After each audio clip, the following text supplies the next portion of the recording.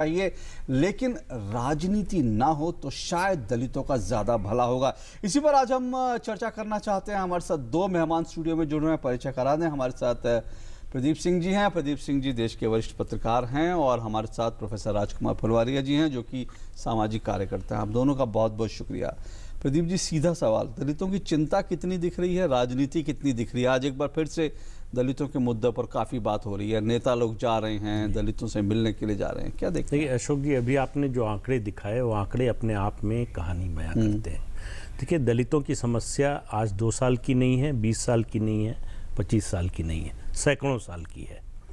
समस्या है देश के एक बड़ा वर्ग जो सामंतवादी प्रवृत्ति का है, उस सोच का है, वो अपने देश के ही एक वर्ग को अपने से कमतर समझता है। समस्या वो सामाजिक है, राजनीतिक या प्रशासनिक नहीं है उतनी। असली समस्या सामाजिक है। जब तक ये माइंडसेट नहीं बदलेगा, जब तक ये सोच नहीं बदलेगी, तब तक आप सिर्फ कानून बनाकर सब कुछ नहीं बदल सकते। कोई भी सामाजिक परिवर्तन दुनिया में कहीं भी कानून बनाने से नहीं आया।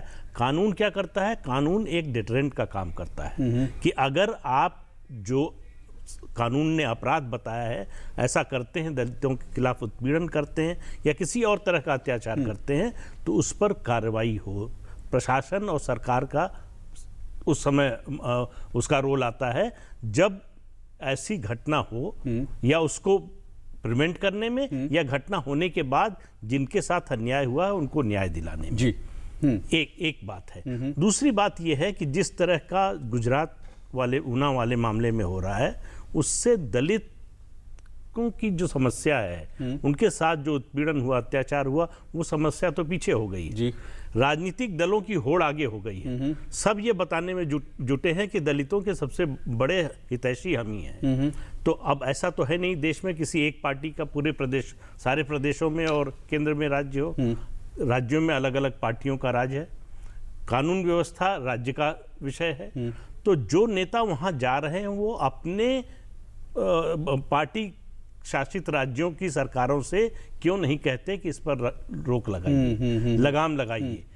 वो एक उदाहरण पेश करें। जो ये मानता है कि ये, मान लीजिए कोई मानता है गुजरात में गलत हो रहा है, तो जो बिहार का मुख्यमंत्री है वो क्यों नहीं एक उदाहरण पेश करता है? जो उत्तर प्रदेश का मुख्यमंत्री है वो अपने प्रदेश में क्यों नहीं एक उदाहरण पेश करता है कि हम दलितों के खिलाफ अत्याचार नहीं होने देंगे, फला राज्य में भले होता रहे लेकिन हमारे यहाँ नहीं चलेगा। तब तो राजनीति का मतलब समझ में आता है। वहां राजनीति हो, इसमें प्रतिस्पर्धा हो राजनीति की कि हम कैसे दलितों के खिलाफ अत्याचार रोकेंगे, तो बात समझ में आती है। बिल्कुल। केवल ये कि एक राज्य में जहां घटना हो जाए वहां पहुंचकर बाकी सब लोग, दूसरी राजनीतिक दल उसका राजनीतिक फायदा उठाने की कोशिश करें, उससे और कुछ भी हो, राजनीतिक फायदा, किसी का फायदा नुकसान हो जाए, लेकिन दलितों का कोई फायदा नहीं। कुछ फायदा नहीं। लेकिन प्रोफेसर राजकुमार, अगर आंकड़े देखते हैं, उत्तर प्रदेश में 8,000 से ज्यादा मामले होते हैं, राजस्थान दूसरे नंबर पर है, वहाँ भी करीब करीब 6-7 हज़ार का है, बिहार तीसरे नंबर पर है जहाँ 6-7 हज़ार। लेकिन एक घटना को लेकर जिस तरह का रिएक्शन होता है, तो आपको लगता है कि ये पॉलिटिकल पार्टी जो है बड़ी सेलेक्टिव हो जाती हैं कि किस मामले को चुनना है? जब दलितों की बात आती है, किस मामले को चुनना है और किस मामले पर जो है बिल्कुल खामोश हो जाना है, सेलेक्टिवली काम करती हैं क्या? निसंदेह मेरा ये मानना है कि दलित उत्पीड़न के विषय में हमें आंकड़ों को नहीं देखना चाहिए। वहाँ 8,000 आंकड़े हुए, वहाँ 7,000 आंकड़े हुए, अगर कहीं पर भी किसी समाज में इस देश का दलित और वंचित वर्ग पर उत्पीड़न होता है, तो मुझे लगता है एक स्वर में सभी दलों ने, संपूर्ण राष्ट्र ने उसका विरोध करना चाहिए और इस घटना की निंदा करनी चाहिए। और यह घटना दोबारा ना हो, इसके लिए एक वातावरण बनाने की आवश्यकता है। वातावरण भी केवल राजनीतिक दृष्टि से नहीं है, जैसे डॉक्टर साहब ने ठीक कहा कि यह एक सामाजिक समस्या है, तो सामाजिक समस्या के माध्यम से दूर किया जाए।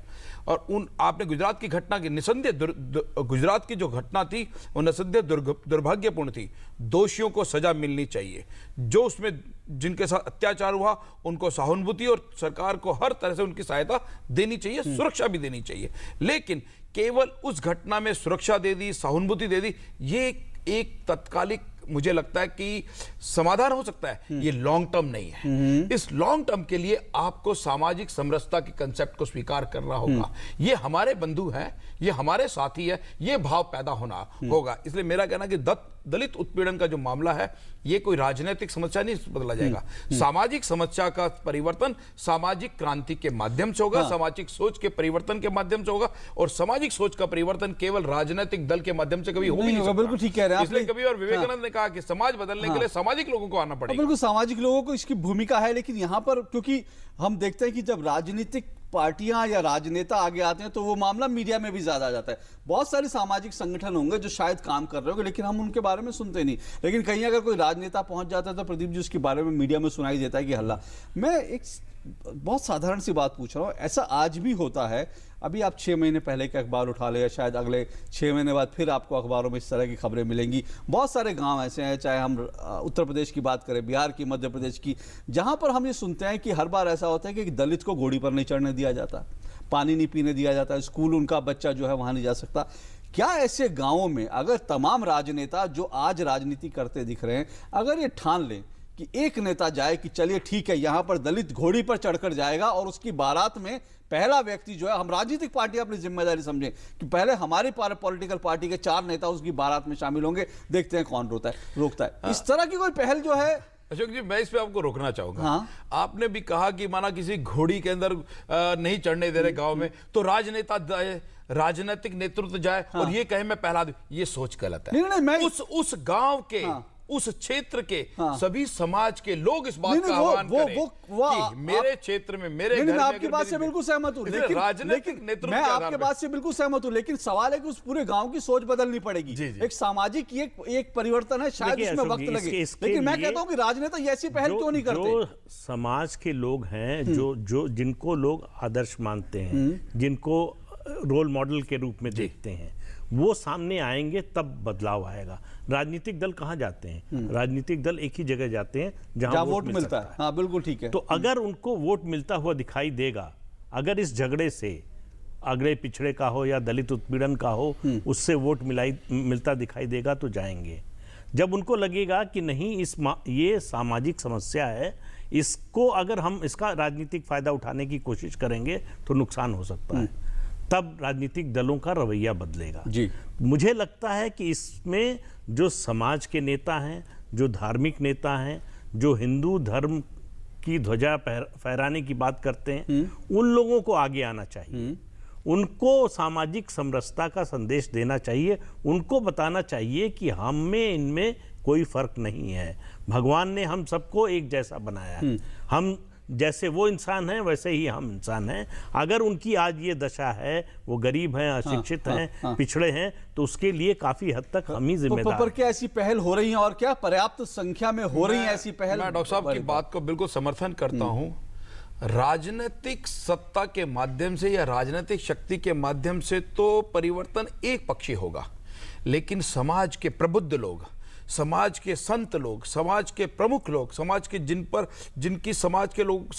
आस्था है, उन लोगों को एक कदम आगे बढ़कर इस समाज के अंदर जो खाई पड़ रही है, उस पर मुझे लगता है उनको ऐसे प्रयास हो रहे हैं। मैं आपसे पूछूं, पर्याप्त संख्या में ऐसे प्रयास नहीं हो रहे हैं। उसकी संख्या कम है। जैसे उन्होंने कहा कि संत समाज की जिनकी श्रद्धा होती है, वो निकले, घर से बाहर निकले, अपने आश्रम से निकले, अपने मठों से बाहर निकले और समाज को जोड़ने की बात करें। और ये मेरा मानना, जैसे आपने एक प्रश्न किया कि गुजरात की ऊना घटना के कारण एक राजनीतिक ध्रुवीकरण हुआ, ये भी बात बिल्कुल ठीक है। इस देश में, गुजरात में एक तथाकथित एक पार्टी का नेतृत्व है, उसी का केंद्र में नेतृत्व है, तो विरोधियों को मौका मिला कि इस पर हमला करो। वहीं केरल के अंदर जब एक दलित छात्रा के साथ रेप और बलात्कार और उसकी हत्या कहते हो, उसकी सूचना नहीं बनती। बिहार में हुआ, बिहार के बारे में हमने नहीं सुना। इसलिए मेरा ये भी एक कारण है कि जो सत्ता में होती है, चाहे वो केंद्र में हो चाहे राज्य में हो, तो विपक्षी दलों को ये मौका मिलता है कि इस पर हमला किया जाए। लेकिन वास्तव में मुझे लगता है कि दलित हमले का विषय नहीं है। बिल्कुल, दलितों पर अत्याचार परिवर्तन का विषय है, सार्थक परिवर्तन का विषय। और सार्थक परिवर्तन करने के लिए क्या करना होगा? तो मुझे लगता है कि संपूर्ण समाज को, सर्व समाज को इसके लिए पहल करनी होगी और अपनी राजनीतिक मुझे लगता है कि जो प्रयास है वो एक पक्षीय होगा, लेकिन सर्व समाज, संपूर्ण समाज इस विषय के लिए आगे बढ़े, मुझे बहुत लगता है ज्यादा हम सब जरूरी है, दिशा में क्योंकि राजनेता तो कई बार जो दूरी है, जो खाई है, उसको बढ़ा देते हैं। क्योंकि अभी हम अगर आप जो ऊना पर करेंगे, अगर आप केरल पर नहीं करेंगे, आप बिहार पर नहीं करेंगे, तो वो खाई बढ़ जाएगी और बजाय। इसलिए सही कहा आपने कि सामाजिक जो लोग हैं उनको इसमें आना पड़ेगा, सोच तो बदलनी पड़ेगी, बहुत ज़रूरी है। अगर आज भी 21वीं सदी में भी सोच नहीं बदलेंगे तो सवाल है कि कब बदलेंगे। बहुत बहुत शुक्रिया आपका राजकुमार जी, प्रदीप जी, आप दोनों का यहाँ आने के लिए। तो सोच तो बदलनी पड़ेगी और उसके लिए हम सबको सोचना पड़ेगा कि हम किधर जा रहे हैं और इस सोच को दरअसल कैसे बदलेंगे। नई पीढ़ी को कम से कम ऐसे संस्कार दें कि वो इस भेदभाव को भूल करके जो है नए भारत के बारे में सोचे और ऐसा भारत जहाँ पे सब बराबरी की बात हो।